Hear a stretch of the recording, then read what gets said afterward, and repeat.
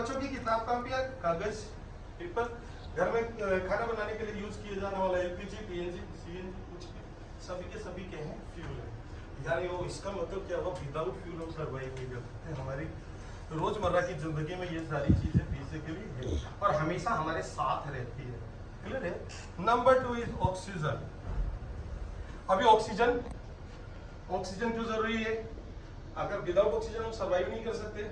आपको पता है नेचर के अंतर्गत 20.3% जो है ना ऑक्सीजन की वैल्यू है ना, लगभग 21%। और आग लगने के लिए आपको पता है कितना चाहिए? सिर्फ और सिर्फ 10 से 12%।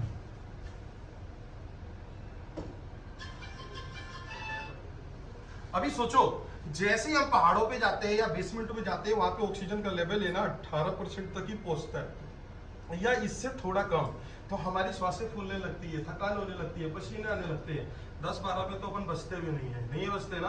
देखा होगा कोविड के टाइम पे बोला था 18 से नीचे हो रहा है तो सबको वो सिलेंडर लगाने लग रहे थे ऑक्सीजन की। तो यहाँ पे ना इसका मतलब एक बात हमारे को समझ में आई कि आग जहाँ मानव जीवन संभव है वहां पे भी लग सकती है और जहाँ नहीं संभव है वहां पे भी लग सकती है। तो यहाँ से ये दो चीजें हमेशा हमारे इर्द गिर्द मौजूद है ना।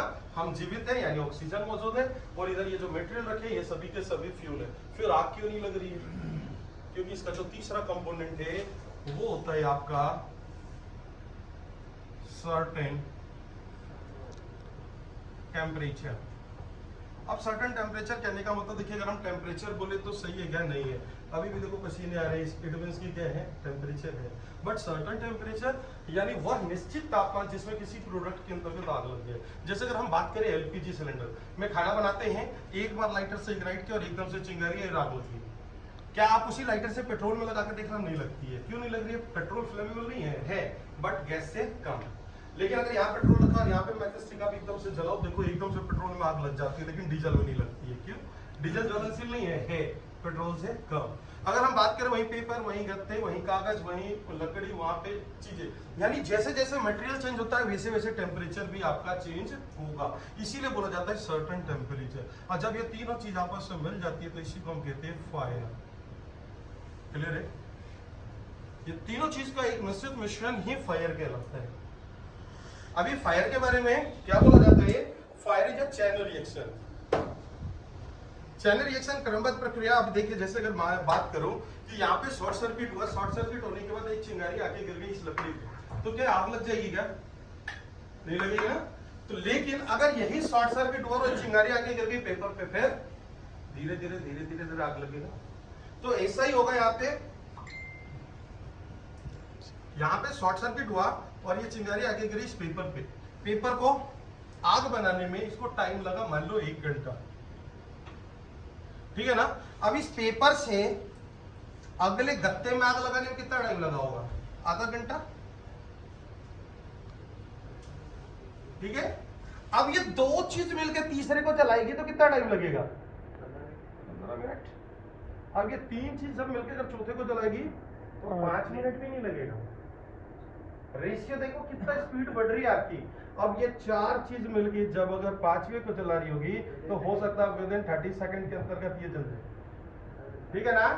अभी अगर बात करें इतने को देखते ही, जैसे ही कमरे का टेम्परेचर 200 डिग्री सेल्सियस क्रॉस कर, मान लो इधर 40 हुआ, 2 जब जला तो 60 हो गया, 3 जला तो 80 हो गया, 4 के जलते ही मान लीजिए 120 हो गया और 5 के जलते ही बन गया 200 डिग्री सेल्सियस। अब आपको किसी कॉन्टैक्ट की जरूरत नहीं है, इस कमरे के अंतर्गत रखा हुआ ये भी चीज खुद ब खुद जलेगा। और यही होता है हर एक फायर के साथ। शुरुआती दौर में वो टाइम लेता है, 1 घंटे का टाइम लिया आग बनाने के लिए, फिर थोड़ा टाइम लिया, फिर थोड़ा टाइम लिया, लेकिन देखते देखते इतना टेम्परेचर इसने क्रिएट कर दिया कि अब इस कमरे के अंतर्गत रखी हुई सारी चीजें जलेंगी। और यही होता है आग के साथ। बड़ी सी बड़ी इमारत जो ना धाराशायी होने में आधे घंटे से 1 घंटे का टाइम लगता है, क्योंकि शुरुआती दौर में उसको टाइम लग रहा होता है। इसीलिए बोला जाता है कि अगर फायर को अगर बुझाना है तो इसी इनिशियल स्टेज पे आपको एक्शन लेना है, तो आप उस आग को कंट्रोल कर सकते हैं, अन्यथा आप आग को कंट्रोल नहीं कर पाएंगे। इसीलिए बोला जाता है कि fire is a chain reaction, ये एक क्रमबद्ध प्रक्रिया है। अभी एग्जांपल के लिए अब करना क्या है, यहाँ से शॉर्ट सर्किट हुआ, शॉर्ट सर्किट होते चिंगारी इधर गिरी, हमने क्या किया, इस मटेरियल को यहाँ से हटा दिया, तो बाकी की चीजें हमारी क्या हो गई, सेव हो गए ना। अब ये सिंगल प्रोडक्ट है, जैसे ठीक जोत बत्ती जलाते हैं, सामने क्या ना, जोत बत्ती हम जलाते हैं, जलाने के बाद माचिस स्टिक लगाया और हम माचिस को कहाँ फेंक देते हैं, फर्श पे। फर्श पे क्या होता है, जल के खुद ब खुद बुझ जाता है। लेकिन कल से एक काम करना, उसको जाके अपने बेड सेट पे फेंक के देखो, बेड जलेगा, गद्दे जलेंगे, फिर बेड भी जलेगा, फिर आपके घर के सारे मटेरियल। यानी कि हमने यहाँ से क्या किया, उस चैन को तोड़ने के लिए वहां से उस मटेरियल को हटाया। कई बार ऐसा होता है जिस मटेरियल में आग लगी उसको हटाना पॉसिबल नहीं है, उसके बगल में मटेरियल को हटाओ। तो इस प्रोसेस को हम कहते हैं सब कट ऑफ फ्यूल। ठीक उसी प्रकार से अगर आपको खाने की थाली दे दी जाए और उसमें से सारा खाना निकाल के अगर हम खा ले तो अपन कैसे भरेंगे, बाकी लोग भूख से। इस प्रोसेस को भी हम हिंदी में भूखा मारना कहते हैं और इंग्लिश में स्टार्वेशन कहते हैं। यानी कि हमने क्या किया, आपका अगला निवाला जो इसका भोजन था उसको हमने उसको नहीं दिया, जिसकी वजह से वो आग वहीं पे तुरंत ही जो है सब बुझ के मर गई। दूसरा होता है कट ऑफ ऑक्सीजन।